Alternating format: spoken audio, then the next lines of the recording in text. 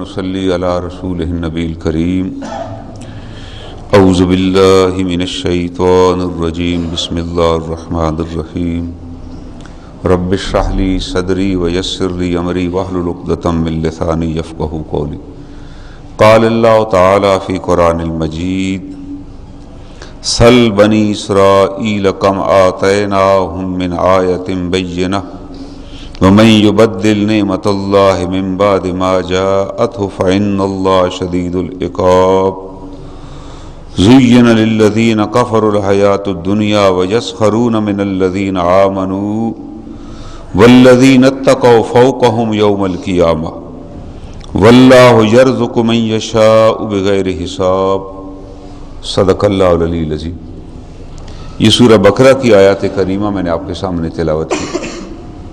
ان آیات کریمہ میں اللہ رب العزت فرماتے ہیں سل بنی اسرائیل، آپ بنی اسرائیل سے پوچھ لیجیے۔ جب جناب رسول کریم صلی اللہ علیہ وسلم نے مکہ معظمہ میں اعلان نبوت فرمایا تو مکہ میں زیادہ تر کافر تھے جو اللہ کو ہی نہیں مانتے تھے، یا اللہ کو مانتے تھے اور اللہ کے ساتھ اور شریک بنائے ہوئے تھے۔ انہوں نے ظاہر دین ابراہیم کے پیروکار تھے، وہ حضرت ابراہیم علیہ السلام تھے، واقف کے انہی کی نسل میں سے تھے، لیکن آہستہ آہستہ انہوں نے 360 بت بنا لیے جن کو حرم میں اندر رکھا ہوا تھا۔ اللہ کو بھی مانتے تھے اور کہتے تھے ان بتوں کی اس لیے ہم عبادت کرتے ہیں لیقربونا الی اللہ، تاکہ ہمیں یہ اللہ کے قریب کر دیں۔ یہ اللہ کو بھی مانتے ہیں کہ وہی خالق ہے، وہی مالک ہے، وہی سب کچھ دینے والا ہے، لیکن ساتھ ان کو بھی مانتے ہیں لیقربونا الی اللہ، تاکہ ہمیں اللہ کے قریب کر دیں۔ یہی کنسیپٹ آج ہمارے اندر ہے کہ ہم اللہ کے ساتھ اور شریک ٹھہرا لیتے ہیں اور ہم کہتے ہیں جی اللہ تک ہم جانے کا جی وسیلہ ہم نے بنائے ہوئے، جبکہ اللہ تعالیٰ فرماتے ہیں کہ تم براہ راست مجھے پکارو میں تمہیں سنوں گا۔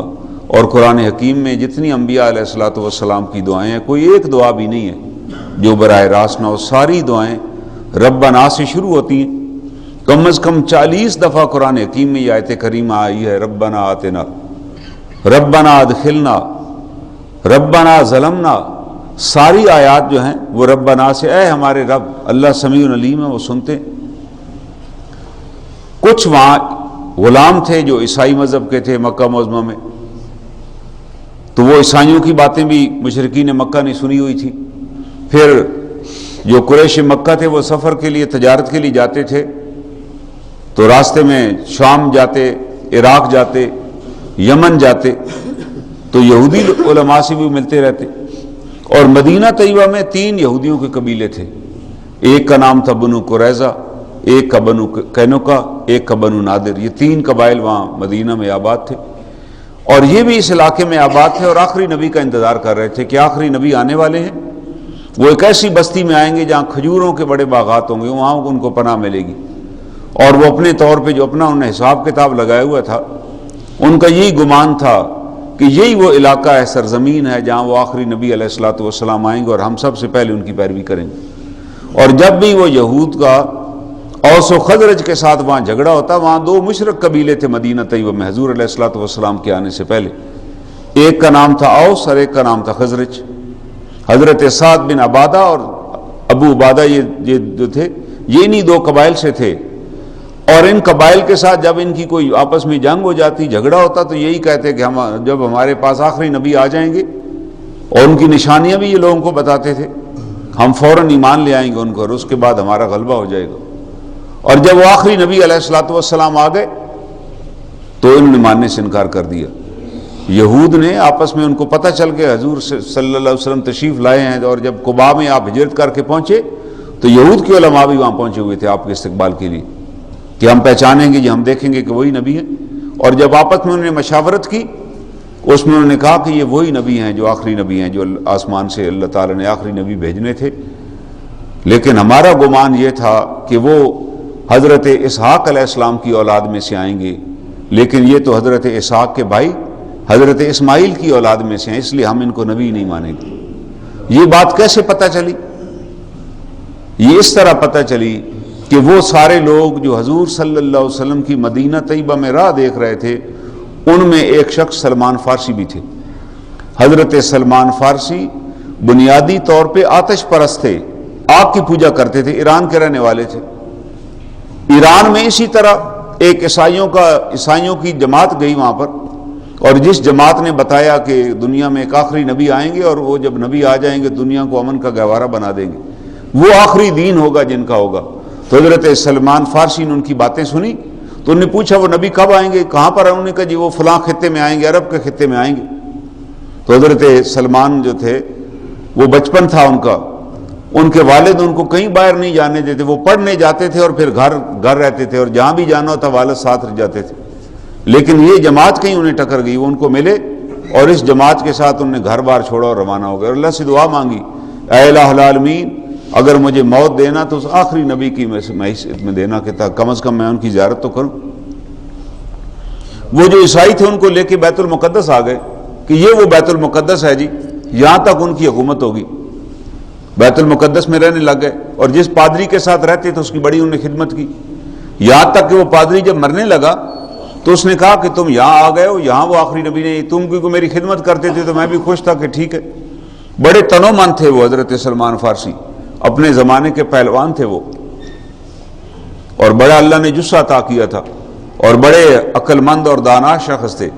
تو اس نے مرتے وقت کہا کہ میں تمہیں بتاتا ہوں کہ تم یہاں سے جاؤ اور یثرب کی طرف چلے جاؤ، وہ آخری نبی اس خطے میں آئیں گے، ان کا وہ علاقہ ہے، تم وہاں جاؤ۔ اور اس کے بعد اس کے پاس جتنی دولت تھی، جو بڑے بڑے آپ کہہ لیں مٹکوں میں بھری ہوئی تھی اس نے اشرفیاں، کیونکہ لوگ وہاں عیسائی پوری دنیا سے آتے تھے بیت المقدس میں چڑھاوے چڑھانے کے لیے، اس نے کہا یہ سارے مال لے جاؤ، یہ جو کچھ ہم تجارت کر رہے ہیں یہاں پہ، ہمارا یہاں کوئی نہیں ہے ایسا، یہ جو دین ہم لیے بیٹھے ہیں بس ہمارا اپنا بنا ہوا ہے، میں مرتے وقت تمہیں صحیح بات بتا رہا ہوں۔ حضرت سلمان فارسی نے وہ دولت لی اور یثرب کی طرف روانہ ہو گئے، قافلہ چلا ان کے ساتھ چل پڑے۔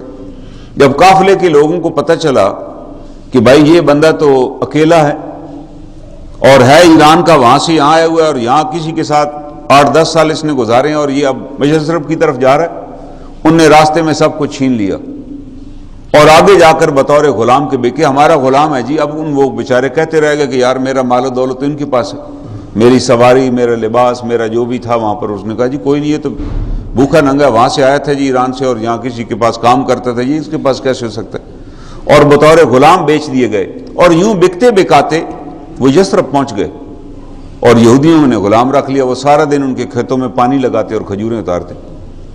تو ایک دن وہ کھجور کے درخت کے اوپر تھے، کھجوریں اتار رہے تھے۔ یہ وہ زمانہ مبارک ہے جب رسول کریم صلی اللہ علیہ وسلم مدینہ پہنچے، قبا کی بستی جو مدینہ سے باہر ہے، وہاں پر مدینہ کے شہریوں نے آپ کا استقبال کیا، آپ کو لے آئے۔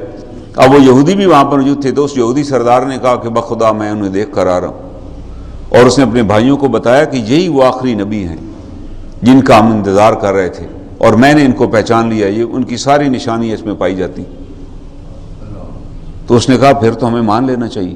اس نے کہا نہیں، ہم نہیں مانیں گے، کیونکہ ہمارا اپنا ایک تفاخر ہے کہ ہم اسحاق کی اولاد میں سے ہیں، اور حضرت اسحاق جو والدہ تھی وہ حضرت سارہ تھی، جو ایک اعلیٰ خاندان سے تھی، حضرت ابراہیم علیہ السلام کی پہلی بیوی، تو ہم تو اس خاتون کے اولاد میں سے ہیں۔ اگر یہ اور حضرت اسماعیل علیہ السلام، کیونکہ حضرت اسماعیل علیہ السلام کی جو والدہ ماجدہ تھی حضرت سیدہ ہاجرہ، وہ کیونکہ جب حضرت ابراہیم علیہ السلام ہجرت کر کے مصر کی طرف آئے تو مصر کے حکمران نے اپنی بیٹی بطور کنیز کے حضرت سارہ کو دی کہ یہ ہماری بیٹی ہے، آپ اچھے لوگ ہیں، یہ بطور تمہاری خدمت کرے گی، کیونکہ وہ بادشاہ حضرت ابراہیم علیہ السلام اور جناب حضرت سارہ کے اخلاق سے اتنا متاثر ہوا، ان کی کرامات سے اتنا متاثر ہوا، اس نے کہا یہ کوئی عام بندے ہیں نہیں، اس نے کہا میری سعادت ہوگی کہ یہ بیٹی تم لوگوں کے پاس رہے۔ تو جب حضرت سارہ سے کوئی اولاد نہیں ہوئی تو حضرت سارہ نے حضرت ابراہیم علیہ السلام کو کہا کہ آپ اس سے نکاح کر لیجیے، ہو سکتا ہے اللہ اس میں سے آپ کو اولاد دے۔ تو حضرت ابراہیم علیہ السلام نے حضرت ہاجرہ سے شادی کر لی، اور اس میں سے اللہ نے ان کو بیٹا عطا کیا اسماعیل، اور اس بیٹے کو پھر اللہ کے حکم سے وہ چھوڑا۔ پھر بعد میں اللہ تعالیٰ نے حضرت سارہ کو بھی بیٹا عطا کیا جس کا نام تھا حضرت اسحاق علیہ السلام۔ اللہ نے کہا ابراہیم تو نے خواب دیکھا اور بچے کو وہاں چھوڑا ہے، اب ہم تمہیں ایک اور بیٹا دیں گے اسحاق، اور اس بیٹے کے بعد ایک پوتا بھی دیں گے۔ ابھی اس کا باپ نہیں دنیا میں آیا تھا کہ اللہ نے بشارت دی تھی، یعقوب جس کا لقب تھا کہ اللہ کا بھیجا ہوا، کہ اللہ نے باپ تو پیدا ہی نہیں ہوا تو اللہ نے پہلے ہی پوتا بتا دی، ہمیں اپنے بیٹوں کے بارے میں نہیں پتا ہوتا کہ ہمارے بیٹے اللہ ان کی برکت عمر میں برکت دے کہ وہ زندہ بھی رہیں گے کہ نہیں. کسی کو کیا پتا کہ باپ زندہ رہے گا یا بیٹا زندہ رہے گا. لیکن اللہ تعالیٰ فرما رہے ہیں کہ یہ جو بچہ پیدا ہونے والا ہے نا تیرے ہاں سارا کے ہاں، اس کا آگے ایک اور بیٹا بھی ہوگا، اور اس لیے اس کا نام یعقوب اسرائیل رکھا گیا. بنی اسرائیل اللہ کا بھیجا ہوا، کہ باپ تو بھی آئے نہیں ہے اور پوتے کے بارے میں اللہ نے پہلے خبر دے دی. اور اسی سے جو اولاد پیدا ہوئی اس کا نام بنی اسرائیل ہے. ان کے 12 بیٹے تھے جناب یعقوب علیہ السلام کے. بڑے بیٹے کا نام یہودا تھا جس وجہ سے یہودی کہلائے. ان میں سے سب سے چھوٹا بیٹا بنیامین تھا، اور دوسرا بیٹا جو چھوٹوں میں تھا وہ یوسف علیہ السلام تھے، جس کی وہ پھر آپ کو بتائیں گے کیسے وہ مصر پہنچے. تو یہ جو یہودی تھے انہوں نے کہا جی ہم تو مانتے ہی نہیں ہیں ہاجرہ کی اولاد کو، ہاجرہ کی اولاد اسماعیل علیہ السلام جو ان کے بیٹے ہیں، ہم ان کو کیسے مانگیں؟ یہ تو غلام کنیز تھیں ان کی. یہ ان میں سے حضرت حضور علیہ الصلوۃ والسلام تشریف لائے، اور پھر حضور علیہ الصلوۃ والسلام سے اس نے مکالمہ کیا کہ چلیں جی آپ یہ بتائیں، آپ اگر اللہ کے نبی ہیں تو کون وحی لے کر آتا ہے؟ قرآن حکیم میں پہلے پارے میں اللہ نے بتایا. انہوں نے کہا کہ میرے پاس جبرائیل امین وحی لے کر آتا ہے. کہنے لگو ہو اب تو ہم آپ کو بالکل نبی نہیں مانیں گے. آپ نے پوچھا کیوں؟ کہنے لگے یہ جتنے ہم پر عذاب آئے ہیں نا گزشتہ سالوں میں، یہ سارے عذاب جبرائیل ہی لے کر آتا تھا. اگر جبرائیل کے علاوہ کوئی اور فرشتہ ہوتا تو ہم مان لیتے. یہ تو ہے ہی سرے سے ہمارا مخالف. اس کو اللہ نے بھیجا تھا بنی اسرائیل میں نبوت آخری دینے کے لیے. یہ بجائے بھائی صاحب یسرب آنے کے ادھر مدینہ مکہ معظمہ چلے گئے. تو اللہ نے قرآن حکیم میں فرمایا کہ وہ آدمی جو جبریل کا انکار کرے یا کہ میں میکائیل کو نہیں مانتا، اس نے سارے فرشتوں کا انکار کیا. اللہ فرماتے ہیں سما امین، یہ تو بڑے امین ہیں بھائی. اللہ کے فرشتے کی کیا مجال ہے کہ اللہ اسے بھیجیں مدینہ طیبہ اور وہ مکہ چلے جائیں؟ فرشتے کا انتخاب تو نہیں ہے. نبی کس کا انتخاب ہوتا ہے؟ نبی تو اللہ کا انتخاب ہے. جناب رسول مکرم صلی اللہ علیہ وسلم کا ایک نام مبارک ہے مصطفیٰ. اس کا نام ہے منتخب کیا گیا. وہ ذات اقدس جس کو اللہ نے منتخب کیا بندوں میں سے. اور آپ نے خود فرمایا کہ قریش کو اللہ نے منتخب کیا، کنانہ کو اللہ نے منتخب کیا، پھر اس میں سے ہاشم کو اللہ نے منتخب کیا، پھر ہاشم میں سے اللہ نے مجھے منتخب کیا، اور کائنات کا مجھے امام الانبیاء اللہ نے بنا کر بھیجا. تو اللہ تعالیٰ نے، اور جب جناب سلمان فارسی جو درخت کے اوپر تھے وہ ساری باتیں سن رہے تھے، وہ درخت سے اترے نیچے اور انہوں نے پوچھا وہ کدھر ہے نبی جی جن کو آپ دیکھ کر آ رہے ہیں؟ کیونکہ وہ تو انہوں نے اسے تھپڑ مارا کہ جاؤ واپس، تمہارا کیا کام ہے ان سے، اوپر جاؤ اور کھجوریں اتارو. بڑا آیا پوچھنے کے لیے، لیکن حضرت سلمان رہ نہیں سکے.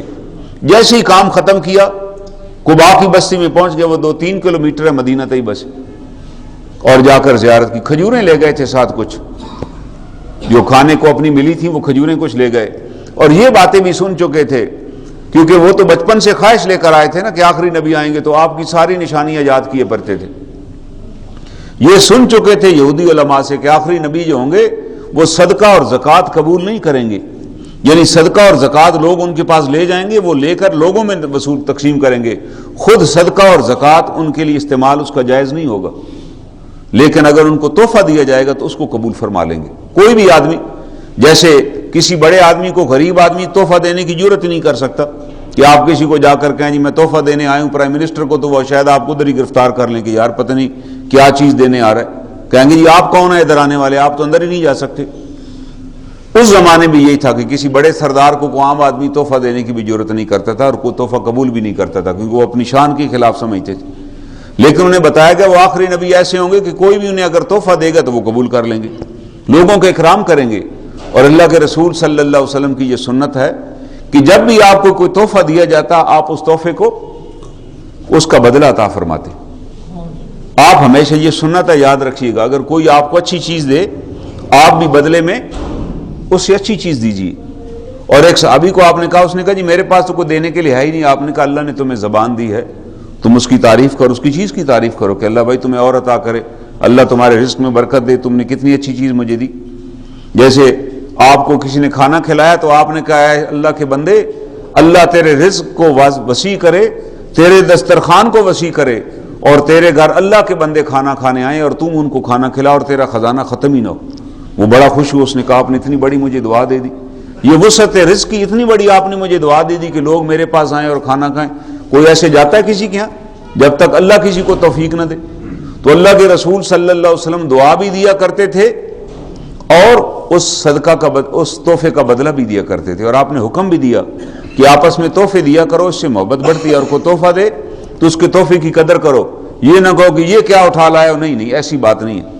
اللہ کے رسول صلی اللہ علیہ وسلم کے پاس لوگ گھر سے سبزیاں لے آتے، چھوٹی چھوٹی چیزیں لے کر آتے کہ یہ ہم لائے ہیں، آپ اس کو قبول فرماتے اور آپ صحابہ سے ذکر فرماتے، صحابہ کو تقسیم کرتے، گھر بھجواتے کہ بھائی فلاں لے آیا ہمارے لیے، اور پھر کوشش کرتے کہ اس کا بدلہ دیا جائے۔ جب بھی کوئی چیز آتی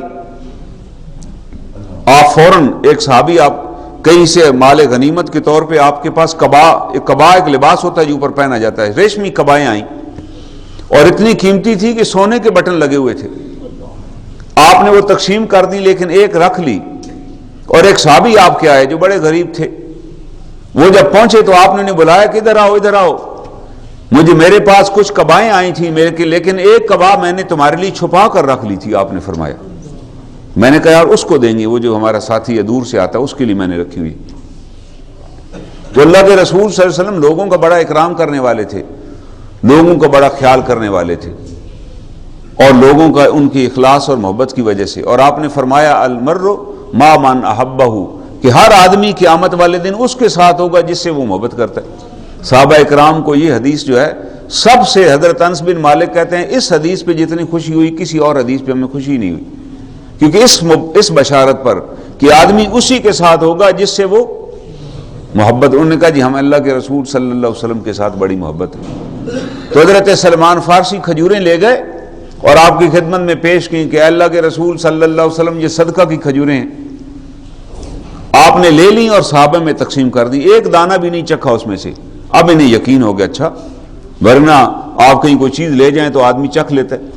اب دوسرے تیسرے دن پھر کچھ کھجوریں ملی، پھر لے گئے شام کے وقت اور پیش کی، کہا جی میری طرف سے ہدیہ تحفے کے طور پہ لائے ہوں۔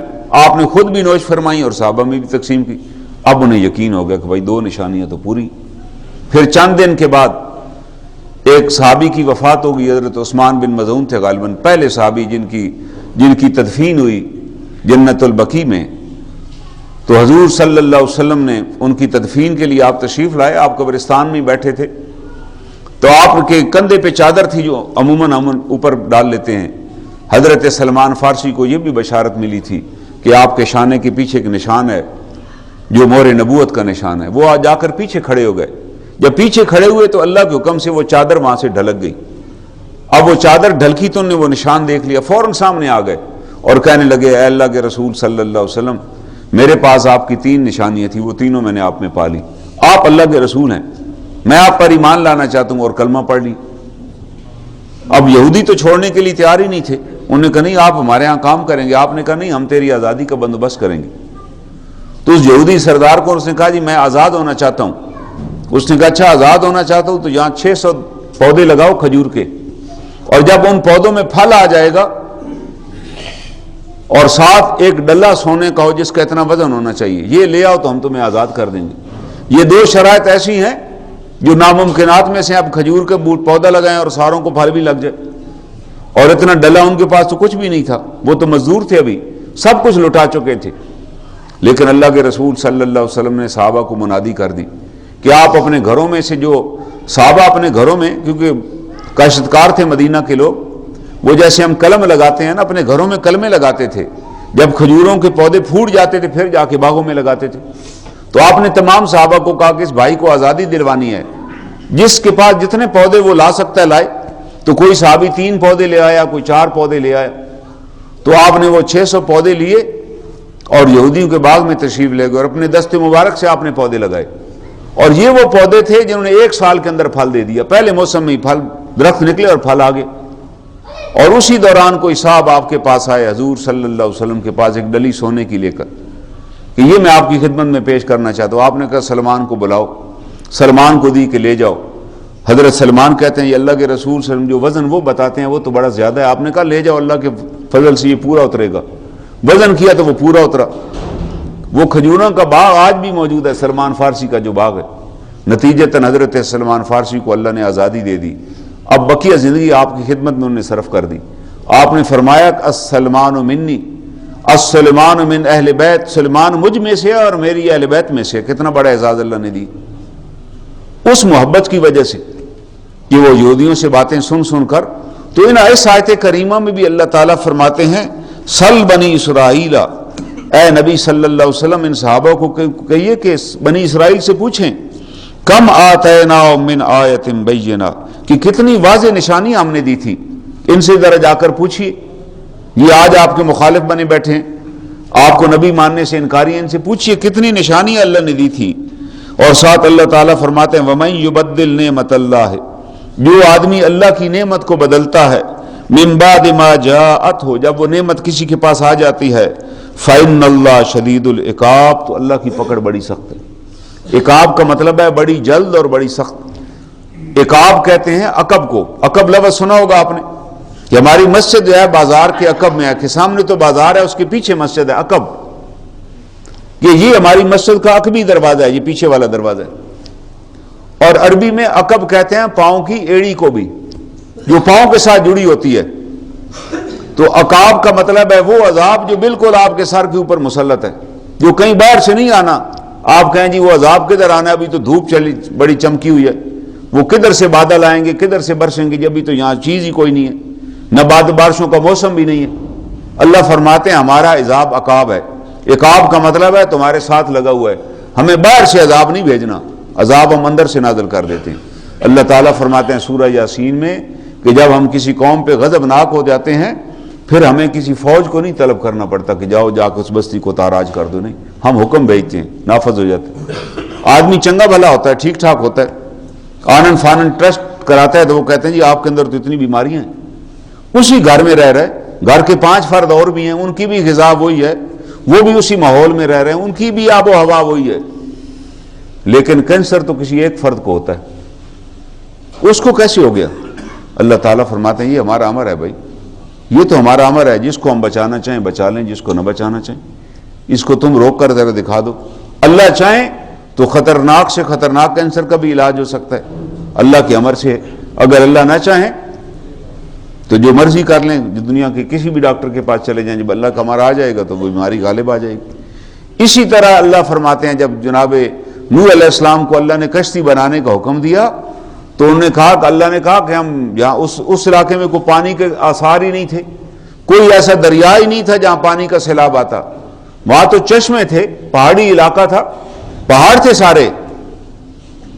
اللہ نے کہا ہم طوفان بھیجیں گے. وہ بستی والے ہنستے تھے جب جناب نوح علیہ السلام کشتی بنا رہے تھے تو اللہ نے کہاں سے پانی بھیجا، کیا بتایا انہیں کہ کہاں سے پانی آئے گا. فارت تنور، اے نوح تیرے گھر کے پاس جو تندور ہے نا اس میں سے پانی نکلے گا، وہ نشانی ہوگی. تندوروں سے تو پانی نہیں نکلتا نا، پانی تو چشموں سے نکلتا. اللہ نے کہا نہیں ہم پانی اس دفعہ تندور سے نکالیں گے. اور پھر اسی تندور سے پانی نکلا. جناب نوح علیہ السلام نے دیکھا کہ اس تندور سے پانی نکل رہا ہے، فوری طور پہ انہوں نے اپنے ماننے والوں کو کہا کہ جا کر کشتی پہ سوار ہو. جب وہ کہنے لگے یار اس پانی کا کیا ہے، اس تندور، یہ نہیں سوچا کہ یار اگر تندور سے پانی نکل رہا ہے تو یہ تو پانی کہیں اور بھی جا پہنچے گا. وہ پھر بھی نہیں مانے، یہاں تک وہ پانی پھیلا، تمام گھروں تک پہنچ گیا. ان کا کفر اور نفاق اس حد تک تھا، انہوں نے کہا مسئلہ ہی کوئی نہیں، ہمارے پاس بڑے بڑے مٹکے، ہم ان پر بیٹھ کے تیریں گے اور اوپر نکل جائیں گے. یہاں تک کہ جناب نوح علیہ السلام کے جب کشتی چل پڑی پانی میں، اس وقت آپ اپنے بیٹے کو کہا کہ آؤ کشتی میں سوار ہو جاؤ. اور کشتی میں سوار ہونے کا ٹکٹ کیا تھا؟ ایمان لے آؤ اور کشتی میں بیٹھ جاؤ. جو بھی صاحب ایمان تھا اس کے بارے میں حکم تھا نا، اس کو کشتی میں بٹھایا جائے گا. تو اس نے کیا کہا ان کے بیٹے نے؟ ساوی الی الجبل، کہ میں تو پہاڑ پہ چڑھ جاؤں گا. بجا آپ کس کشتی کی بات کرتے ہیں؟ آپ کشتی میں بیٹھ گئے تو آپ سمجھتے ہیں کہ آپ پار نکل جائیں گے. میں آپ کی کشتی میں نہیں بیٹھوں گا، میں پہاڑ پہ چڑھ جاؤں گا. لیکن حضرت نوح علیہ السلام تو اللہ کے امر کو جانتے ہیں نا. جو پیغمبر کو علم ہوتا ہے وہ آپ اور ہمیں نہیں ہوتا. ہم اور آپ تو اس کا تحمل ہی نہیں کر سکتے اس خبر کا. وہ جو علم اللہ نے اپنے پیغمبروں کو عطا کیا ہوتا ہے. جناب نوح علیہ السلام جانتے ہیں کہ اللہ تعالیٰ کا حکم نافذ ہو چکا ہے. خود جناب نوح علیہ السلام نے دعا مانگی تھی کہ اے الہ العالمین اب اس کسی ایک کافر کا بھی گھر جہاں سلامت نہ چھوڑنا. کہ 900 برس میں نے ان کو اس بات سمجھائی، ان کو بات سمجھ ہی نہیں آئی اور تکبر کی وجہ سے میری بات ہی نہیں مانی. تو اللہ نے کہا اب ہم بھیجنے لگے ہیں عذاب. آ گیا وہ. پھر وہ پہاڑ پہ چڑھا اللہ فرماتے ہیں کہ ایک لہر آ گئی جو باپ اور بیٹے کے درمیان حائل ہو گئی اور بیٹا پھر غرق ہو گیا، وہ بچ نہ سکا۔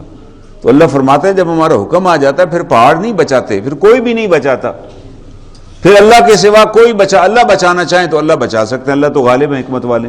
اگر اللہ نہ بچانا چاہیں، اللہ تعالیٰ یہی ہمیں سمجھا رہے ہیں کہ یہ جو نعمت ہم نے دی ہے اس نعمت کی قدر کیجیے۔ وَمَن يُبَدِّلْ نِعْمَتَ اللَّهِ مِن بَعْدِ مَا جَاءَتْهُ فَإِنَّ اللَّهَ شَدِيدُ الْعِقَابِ کہ اللہ فرماتے ہیں پھر ہماری پکڑ بڑی سخت ہے۔ کتنی بڑی نعمت اللہ نے ہمیں عطا کی، اسلام کی نعمت، قرآن کی نعمت، جناب رسول مبین صلی اللہ علیہ وسلم کی نعمت، کتنی بڑی نعمت ہے کہ انبیاء نے خواہش ظاہر کی کہ ہمیں حضور علیہ الصلوۃ والسلام کی امت میں پیدا کیا جائے، اللہ نے ہمیں اس پہ پیدا کر دیا۔ ہم نے نہ ہم نے دعا مانگی، نہ ہمارے والدین نے دعا مانگی تھی، ہم تو دعا مانگنے کی پوزیشن میں نہیں تھے، پیدا ہو گئے دنیا میں۔ ہمارے والدین نے کب دعا مانگی، وہ بھی اسی طرح دنیا میں خود بخود آ گئے۔ اللہ فرماتے ہم نے تو کتنی بڑی نعمت کی، کتنی بڑی نعمت عطا کی، تم نے اس نعمت کو بدل ڈالا۔ آج ہمارے رہن سہن سے، ہمارے طور طریقوں سے، ہمارے لین دین سے، ہمارے معاملات سے کو پتہ چلتا ہے کہ ہم مسلمان ہیں۔ پچھلے دنوں ہمارے ایک ساتھی کا ایکسیڈنٹ ہو گیا کلر کار کے قریب، موٹر وے کے اوپر، بڑا شدید ایکسیڈنٹ ہوا جس میں ان کی اہلیہ کی بھی فوت ہو گئی اور ایک بیٹے کی بھی ڈیتھ ہو گئی۔ اور وہ کہتے ہیں سڑک کے اوپر ہم پڑے تھے، ہمارے پاس سے گاڑیاں گزر رہی تھی، کوئی گاڑی رکتی ہی نہیں تھی، کیونکہ میں باہر نکل آیا تھا، میں روکوں کہ یار ہمیں نکالو، میرے بچے پھنسے ہوئے ہیں، ہر آدمی کو جلدی۔ اس نے کہا جی وہاں سے کوئی ایک مذہبی جماعت ہے، ان کی بھی بڑی گاڑیاں گزری، ان کا بھی کوئی جلسہ ہو رہا تھا اس علاقے میں، وہ لوگ دور دور سے آ رہے تھے اسلام کی سربلندی کے لیے۔ وہ کہتے میں ان کو بھی روکوں کہ یار آپ چلے جائیں گے، آپ کا تو اجلاس شام کو شروع ہونا ہے، اتنی گاڑیاں آپ کے پاس ہیں، رکے تو صحیح۔ وہ کہنے نہیں جی ہمیں تو بڑی جلدی ہے جی، وہاں ہم نے پہنچنا ہے، اللہ کے کام کے لیے ہم جا رہے ہیں نا جس میں تو سستی ہو نہیں سکتی، آپ بھلے مرتے ہیں تو مر جائیں۔ پھر یہاں تک وہ کہتا ہے جی میں تنگ ہار گیا، مجھے اپنی بیوی اپنے سامنے میرے مرتے نظر آئی کہ بس مر جائے گی، ابھی خون بلیڈنگ ہو رہی، کوئی نکالنے والا ہی نہیں ہے۔ یہاں تک کہ گاڑی رکی، اس میں سے ایک باریک شخص نکلے اور اس نے کہا کہ اگر آپ اجازت دیں، کیونکہ آپ کو آگے بڑا دیکھا تو اس نے خاتون کو دیکھا جس کا بازو پھنسا ہوا تھا اس میں، اس نے کہا کیونکہ آپ کی اہلیہ ہیں، آپ اجازت دیں تو میں ان کو نکالوں۔ اس نے کہا جی میں تو بڑی دیر سے، آپ نکالیں۔ تو اس نے بڑی کوشش کے ساتھ اس دروازے کو موڑا، بڑا صحت مند شخص تھا، اور دروازہ موڑ کے اس نے میری بیوی کا بازو باہر سے نکالا اور ان کو نکالا۔ تو میرے منہ سے نکلا ماشاءاللہ جی، اللہ آپ کو ایمان کی سلامتی دے کہ آپ رکے ہیں۔ اس نے کہا نہیں میں ماشاءاللہ والا مولوی داڑھی والا نہیں ہوں، میں سکھ ہوں جی۔ اس نے کیا تعارف کرایا؟ اس نے میں ماشاءاللہ والا مسلمان نہیں ہوں کہ آپ مجھے دیکھ کے ماشاءاللہ کہہ رہے ہیں، میں سکھ ہوں جناب، اور میں یہاں سرگودے میں رہتا ہوں، یہاں سے گزر رہا تھا۔ تو اس نے اس کی بیوی کو نکالا، پھر بچوں کو نکالا۔ سب سے پہلے جو شدید زخمی تھے ان کو اپنی گاڑی میں لے کے وہ کلر کار ہاسپٹل میں اس نے پہنچایا، پھر باقی بچوں کو جو کوئی کم حالت میں جن کی صرف کو ٹانگ شانگ ٹوٹی تھی ان کو اس نے کہا جی یار ان کو سرگودے پہنچاؤ تاکہ وہاں باقی، وہ کہتا جی ادھر لے گیا۔ وہ 2 دن میرے ساتھ وہ سکھ رہا اپنی گاڑی پر جب تک ہمارے سارے معاملات سیٹل نہیں ہو گئے۔ اس کے بعد اس نے اجازت چاہی کہ جب مجھے اجازت دیں کیونکہ میرا کاروبار ہے جی۔ اس نے کہا کہ یار اس پوری بستی میں اگر کوئی صاحب ایمان تو ہے تو پھر میں سکھ کو کہوں گا کہ وہ اللہ نے اس کو پھر ایمان کو دیا ہوا، یعنی ہم دعویٰ تو کرتے ہیں کہ اللہ نے ہمیں کلمہ طیبہ دیا ہوا لا الہ الا اللہ محمد الرسول اللہ، تو کیا کلمے کا یہ تقاضا تھا کہ ایک مسلمان بھائی مر رہا اور آپ چھوڑ کے بھاگ چلیں، رکے ہی نہیں اس کو؟ جبکہ اللہ کے رسول صلی اللہ علیہ وسلم نے فرمایا، قرآن کی آیت کریمہ ہے کہ جس نے ایک شخص کو بچایا اس نے پوری انسانیت کو بچا لیا، اور جس نے ایک کو مارا اس نے پوری انسانیت کو ہلاک کر دیا۔ تو ذرا ہم اپنے ایمان کا جائزہ تو لیں کہ ہم کیا کلمہ پڑھ کے جو امید لگائے بیٹھے ہیں کہ ہم نے کیونکہ کلمہ پڑھا ہوا ہے تو ہماری تو بخشش ہو جانی ہے۔ ہم نے تو کلمہ سمجھا ہی نہیں ہے، ہم نے تو کلمے کا مطالبہ ہی نہیں جانا کہ کلمہ ہم سے مطالبہ کیا کر رہا ہے، کہ جب آپ نے کلمہ پڑھ لیا تو آپ کلمہ والوں کے ساتھ پھر منسلک ہو گئے، اور کلمے والوں کی ایک ڈیوٹی ہے جو اللہ تعالیٰ نے لگائی ہوئی ہے کہ جب وہ کلمہ پڑھ لیں گے تو پھر تو انہیں دوسروں کے لیے زندگی بسر کرنی ہے، خود تو دنیا میں آ چکے ہیں وہ۔ اگر یہ ہماری حالت ہے کہ اس پوری بستی میں، اس پوری روڈ کے اوپر ایک سکھ ہے جو ان کی جانیں بچاتا ہے، کوئی مسلمان تیار ہی نہیں ہے۔ یہ آپ کبھی دیکھ لیجئے کسی جگہ حادثہ ہو جائے ایسا تو کوئی لوگ قریب ہی نہیں جاتے، کہتے جی ہمیں کیا ضرورت ہے، اسپیشلی وہ لوگ جو سفر کر رہے ہو، کہتے ہیں جی ہمارا وقت ضائع ہوگا، لیٹ ہو جائیں گے، اس زخمی کو گاڑی میں ڈالا تو گاڑی خراب ہو جائے گی خون سے. یہ نہیں سوچتے کہ ایسا میرے ساتھ بھی پیش آ سکتا ہے، تو اس وقت کیا میں اپنی گاڑی کو بچاؤں گا کہ سیٹ خراب نہ ہو جائے، جو مجھے چوٹ لگی ہو، یار باہر رکھو مجھے. ہم کیوں نہیں اس بات کو سوچتے؟ یہ وہ نعمت ہے جو اللہ نے ہمیں عطا کی. اللہ نے ہمیں زندگی کی نعمت عطا کی، اللہ نے ہمیں ایمان کی نعمت عطا کی، اللہ نے ہمیں اسلام کی نعمت عطا کی، اللہ نے ہمیں رسول کریم صلی اللہ علیہ وسلم کی نعمت عطا کی، جس کا اللہ نے اظہار فرمایا کہ من اللہ علی المؤمنین، کہ اے مومنو میرے اس احسان کو یاد کرو کہ میں نے تمہارے اندر ایک رسول بھیجے جو تم ہی میں سے ہے، انسانوں میں سے وہ رسول ہے. وہ تمہاری حاجتوں کو، تمہاری پریشانیوں کو، تمہاری دکھوں کو سمجھتے ہیں. وہ فرشتے نہیں ہیں جن کی کوئی اولاد ہی نہیں ہے، جن کو کوئی بھوک ہی نہیں لگتی، جن کو کوئی چوٹ ہی نہیں لگتی، جن کو کوئی درد ہی نہیں ہوتا. نہیں، وہ انسانوں میں سے ہیں. تمام انسانوں کا احساس ان کے اندر رکھا ہوا ہے، اور وہ بڑے احساس کرنے والے رسول ہیں. حریص علیکم، وہ تمہارے بارے میں بڑا حرص رکھتے ہیں، تمہارے بارے میں ہر وقت اس بات کا حرص رکھتے ہیں کہ تمہیں کوئی گزرنا نہ پہنچے، تمہیں کوئی تکلیف نہ پہنچے. تو اللہ تعالیٰ نے اگر اتنی بڑی نعمت ہمیں عطا کی ہے، اور اس نعمت کا تقاضا کیا ہے؟ بصیرت مسلمان کیا حق ہے ہمارے اوپر کہ ہم جب بھی کوئی مسلمان بھائی نظر آئے، چاہے ہم اسے جانتے ہوں نہ جانتے ہوں، تو ہم کیا کریں؟ اسے سلام کریں.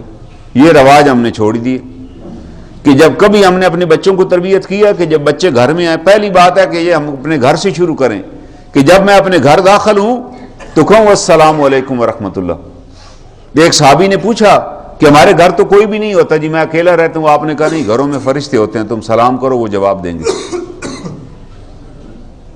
ہم جب بچے تھے تو ہمیں واپس بھیج دیا جاتا تھا کہ آپ سلام کیے بغیر آئیں، دوبارہ جائیں اور دوبارہ آئیں، السلام علیکم کہیں. یہ کیسے ہو گیا کہ آپ ایسے گھر میں آ گئے؟ کبھی ہم نے بچوں کی تربیت کی کہ بیٹا آپ نے سلام کیا، یا آپ سلام کریں اگر وہ آئیں کہ چلیں آپ نے تو نہیں کیا، میں آپ کو سلام کرتا ہوں. اور جب گھر سے نکلنے لگیں پھر بھی گھر والوں کو السلام علیکم کہہ کر نکلیں. آپ اللہ کی امان میں آ جائیں گے، کیونکہ آپ سلامتی کی دعا دے کر نکل رہے ہیں. اور ہر اس مسلمان کو جو جسے آپ جانتے ہیں نہیں جانتے، آپ اس کو السلام علیکم کہیے. اللہ کے رسول صلی اللہ علیہ وسلم نے فرمایا کہ وہ آدمی جو سلام میں پہل کرے گا، اللہ تعالیٰ اس کے دل کو تکبر سے پاک کر دیں گے. وگرنہ میں اپنے آپ کو فن خان سمجھتا ہوں، میں سلام ہی نہیں کروں گا کسی کو. میں کہوں یار اس کو میں کیوں سلام کروں، کیونکہ اندر تکبر بھرا ہوا ہے نا. لیکن اگر سلام میں پہل کروں گا تو کیا انعام اللہ دیں گے؟ تکبر سے پاک کر دیں گے.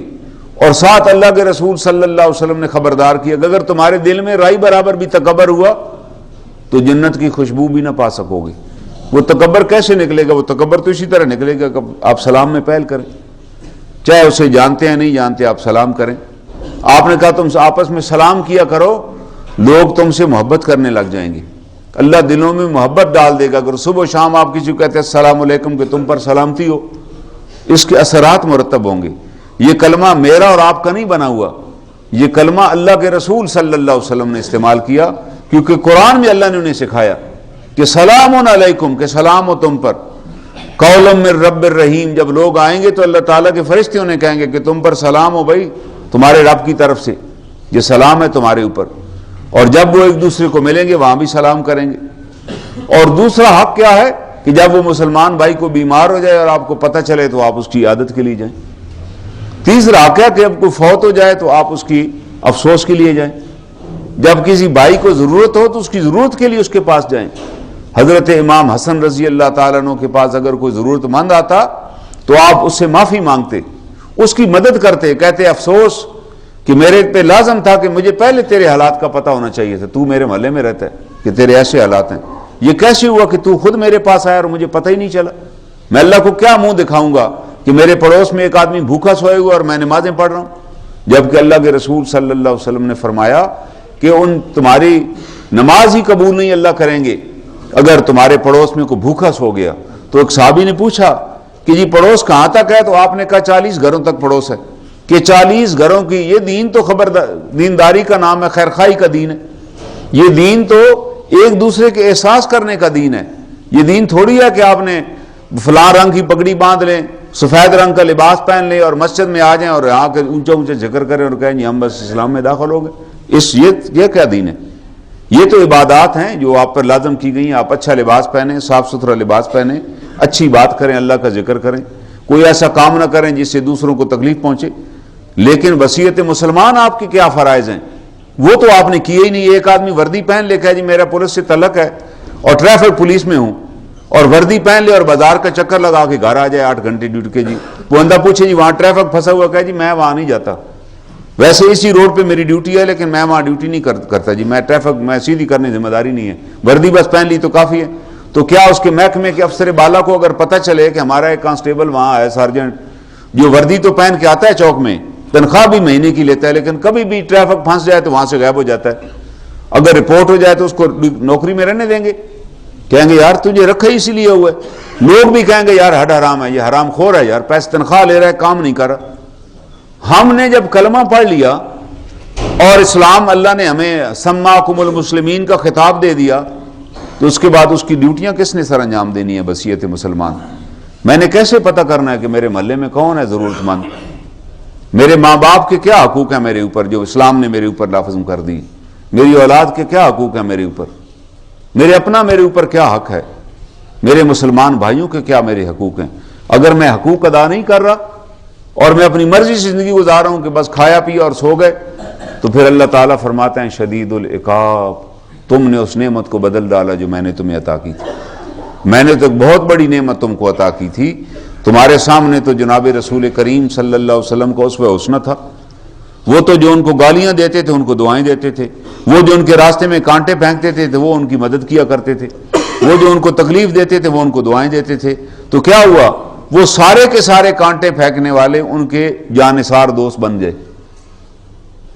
اللہ تعالیٰ خود فرماتے ہیں کہ وہ ایسے دوست بن گئے کہ وہ اپنی جہاں پہ آپ کا پسینہ گرتا تھا وہ خون گرانے کے لیے تیار ہوتے تھے. ایک صحابی کو جب عرب میں سولی دی گئی، ایک درخت کے ساتھ باندھا گیا اور بچوں کو کہا گیا کہ ان پہ تیر چلائیں اور ان کو نیزے ماریں، اور اسی طرح وہ شہید کیے گئے. اور اس قسم پرسی کے عالم میں جب ان کے گوشت کے جسم کے ٹکڑے گر رہے تھے کٹ کٹ کے، حضرت ابو سفیان ابھی اسلام نہیں لائے تھے، وہ بھی وہاں کھڑے تھے. مکہ کا واقعہ ہے. انہوں نے ان سے پوچھا کہ اب بتاؤ تم دیکھ رہے ہو کہ تمہارے ساتھ کیا ہو رہا ہے؟ تمہارا جسم کٹ رہا ہے، زندہ کون نے اس طرح سولی دے کے شہید کیا تھا؟ تو کیا تم سمجھتے نہیں کہ تم اپنے بیوی بچوں کے پاس ہوتے اور تیری جگہ اللہ کے رسول اس جگہ پر ہوتے؟ تو کدھر ایمان لا کر کیا تو نے خسارے کا سودا کیا کہ آج تو یہاں لٹکا ہوا ہے اور تجھے تیرے جسم لوگ زندہ کو کاٹ رہے ہیں وہ؟ تو اس نے کیا جواب دیا؟ اس نے کہا خدا کی قسم میں یہ بھی نہیں سوچ سکتا کہ میں اپنے گھر میں اپنے بیوی بچوں کے ساتھ آرام سے رہ رہا ہوں اور نبی کریم صلی اللہ علیہ وآلہ وسلم کو کانٹا بھی چبھ جائے، میں یہ بھی برداشت نہیں کروں گا. جسم گرتا ہے تو کٹ جائے، جہاں بھی گرے تو کوئی بات نہیں ہے، لیکن میں سوچ بھی نہیں سکتا. اس جواب کو سن کے مشرکین مکہ ششدر ہو گئے کہ اتنی محبت حضور صلی اللہ علیہ وسلم کے ساتھ ہے تو انہوں نے تو اپنی جانیں لٹا دی اس بات پر. ہمیں صرف نہ رہا کہ ہمیں بڑی محبت ہے، جبکہ حضور صلی اللہ علیہ وسلم کا کوئی عمل ہمارے اندر سے نظر ہی نہیں آتا کہ دیکھ کے کو کہے کہ واقعی یہ مسلمان ہے. تو اللہ تعالیٰ فرماتے ہیں اگر تم نے اس نعمت کو بدل ڈالا تو پھر یاد رکھو شدید العقاب زین للذین کفروا الحیات الدنیا ویسخرون من الذین آمنوا. کافر جو ہیں وہ دنیا کی زندگی پہ ریچھ گئے ہیں اور مومنوں کا مذاق اڑاتے ہیں. والذین اتقوا فوقہم یوم القیامہ، جبکہ قیامت کے دن وہ متقی جو ہیں، جو اللہ سے ڈرنے والے ہیں، جو اپنے معاملات کی خبرگیری کرنے والے ہیں، جو اللہ کے رسول صلی اللہ علیہ وسلم کی سنت پہ چلنے والے ہیں، یہ ہوں گے واللہ یرزق من یشاء بغیر حساب، جن کو اللہ بغیر حساب کے رزق عطا کرے گا. یعنی اللہ اس دنیا میں بھی ان کو عطا کرے گا اور آخرت میں بھی عطا کرے گا. اللہ یہ نہیں کہتے کہ آپ 40 گھروں تک ان کی مدد کریں اور خود محتاج ہو جائیں گے، نہیں. اللہ فرماتے ہیں آپ کیسے محتاج ہو جاؤ گے؟ جب تم اللہ کی سنت کو اپنا لو گے تو جیسے اللہ کا دسترخوان وسیع، اللہ تمہارا بھی دسترخوان وسیع کر دیں گے. یہ ایمان کی بات ہے کہ ہمیں اس پر ایمان ہونا چاہیے. اگر ہم ایمان لے آئیں اور اس کلمے کو تقاضے کو پورا کریں تو پھر نبی علیہ الصلوۃ والسلام فرماتے ہیں کہ ان کی جو شفاعت ہے وہ ہم پر واجب ہو جائے گی. اللہ تعالیٰ سے دعا ہے اللہ تعالیٰ ہمیں ان آیات کی معرفت نصیب فرمائے. وآخر دعوانا